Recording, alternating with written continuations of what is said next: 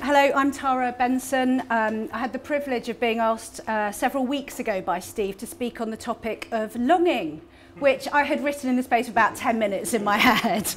And then a couple of weeks ago, the brief changed to reach. That made me think about the intersection between those two thoughts and the differences between those two thoughts. Longing seems emotional and unsatisfying and passive, doesn't it? Whereas reach seems active and alive. What I loved about the thought of reach is that it's both the act of striving for a desired outcome or destination, as well as the actual arrival at it. You know, we reach for our destination, we reach for our dream, we reach our dream. My background is a blend of entrepreneur and commercial brand marketeer. I've worked on 6 startups, and several global brands like PayPal and Gumtree, Mills and Boon, which is a particular favourite, truly fun. I'm currently CEO of my 7th, and I am an idiot, my 8th startups right now. It's challenging. As a marketeer, you might expect me to talk about reach in the context of consumer campaigns or market penetration. But mixing brand marketing into my leadership and strategy role is challenging enough in my day job. Never mind the fact that this week my entire team are on holiday, really bad timings, which means that my workload is what they call challenging. Interestingly, my FD, who's gone to Transylvania with her family, she's tracing her family heritage.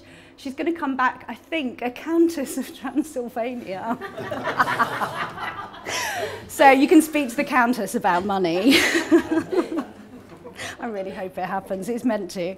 Okay, so forgive me if I don't take the obvious route with the brief of reach for today. Frankly, I'm relishing my time here, far away from reaching customers and suppliers. Given how stretched I am intellectually, I decided to communicate my experience of reach in the form of 12 minutes of interpretive dance. Oh, you laughed too soon. I was going to do some. Do you like that? That was my little risky moment. Oh, dearie me. Okay, so the pictures actually are of Sylvie Guillem. Without doubt in my mind, the greatest living dancer. Despite my poor skills, I'm a huge fan of ballet and contemporary dance. The exceptional physical and emotional reach of dancers and dance makes my heart soar and really, really relaxes my mind. The exceptional endeavour of artists reaches into us and inspires us. Sylvie's been much on my mind lately because she and Russell Maliphant performed Push for the last time in London a couple of weeks ago. They stopped performing Push because she is 49 and he is 53. At the beginning of the pas de deux, he lifts and carries, lifts and carries, lifts and carries. You've seen it, haven't you? For 8 minutes. She's 49 and he's 53. It is amazing what heights of achievement and longevity the truly determined can reach. I'm reminded of Martin Sorrell. Has everyone here heard of WPP? Presumably yes. Did you know that Sorrell was 41 when he took up the reins of WPP, of Wire and Plastics Products as it then was? And he was 42 when he started buying up big ad agencies. He reached an age when most of us would consider our career direction to be set. Not Sorrell, he was just getting started. We reach for and we can reach for anything we want at any life stage. Today, you're the youngest you'll ever be. Why not reach for the stars? Something I have to remind myself every day when I see the wrinkles.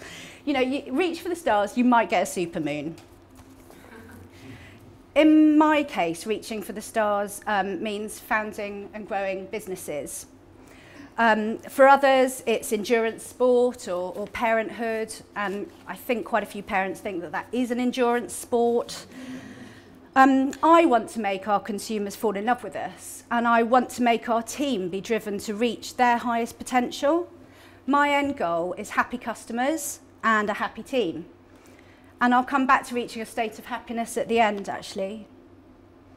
I applied the concept of reach to entrepreneurial endeavour.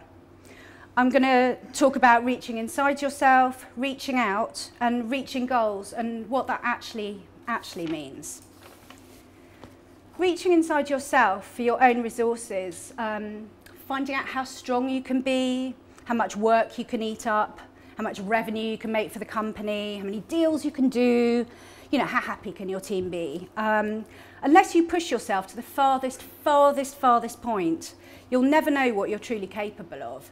Only kind of in extremis or actually great adversity, which, you know, if you have ever been in a startup situation, you'll understand most of it is great adversity.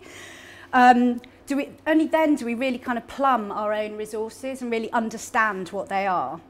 I encourage everyone here to remind themselves to reach inside, find out more about yourself and your own resources, whether that's by running a marathon or a soup kitchen or a company or something else. Reaching out and accepting support. This is still push. In the past, I have been truly terrible at asking for help. I've always felt it was a sign of weakness. I'm getting better at it. The more I reach out and ask for help, the more it comes to fortify me, and also sort of fortifies and extends my objectives. This afternoon, actually, I bumped into my business partner's father-in-law, March. He lives around the corner from me. He's managed a huge food procurement business for the last 25 years, from start-up to where it is today. A good person to talk to. You'd think I'd be around there most weeks, right? I should be reaching out more to someone who's so clearly on my side and lives under a minute away. Today, we talked about the business. He was polishing his car. He was actually, he'd repainted his car because he was trying to sell it and he'd done a really bad job. So he's trying to, anyway, it was quite funny. So today we talked about the business, and I explained that whilst we raise seed funding, I'm making decisions that are not based on what's right for the company, but what's cheapest. That breaks my heart. Bless him. He's just given me a 0 interest and no end loan. By reaching out and, revealing what I feel to be vulnerability, because I don't want to be judged for this stage in my business's process. I don't want to be judged for this exact moment in time. One of my problems is gone. I can be too independent. If we reach out, we can find there are plenty of cheerleaders around us who want to reach in, reaching beyond our comfort zone. I gave a talk at London Tech Week a couple of months ago, and my main topic, funnily enough, was reaching out to consumers. It's truly surprising to me that many colleagues, co-workers and such like, would rather hide behind a screen, be it an online survey or a spreadsheet, projections, analytics, instead of actually talking to real consumers, real customers. Go out to market before you're ready. You'll feel naked. In fact, you will be naked. There's nowhere to hide. But get out there, reach out and speak to everyone. Know your bullseye target customers. Know your definitely nots. Know why, when and how they might use your business. I mean, obviously that will change, but you've got to start somewhere. Reach out to them. They're human and they will respond to you. By talking to your customers, even casual customers, still Sylvie, she's amazing, you will endear them to you and your business. They know you and they will be your advocates. On July the 12th this year, well over a month before I had a product I could show anyone, and I'm still not proud of the product we've got now. So a long time ago, basically, in sort of startup years, it's like dog years, I launched my company to consumers. We launched Here and Now at the Barnes Fair, which is like perfect target market. It's also my local area. There, as well as reaching out and engaging with a perfect audience, I learned something.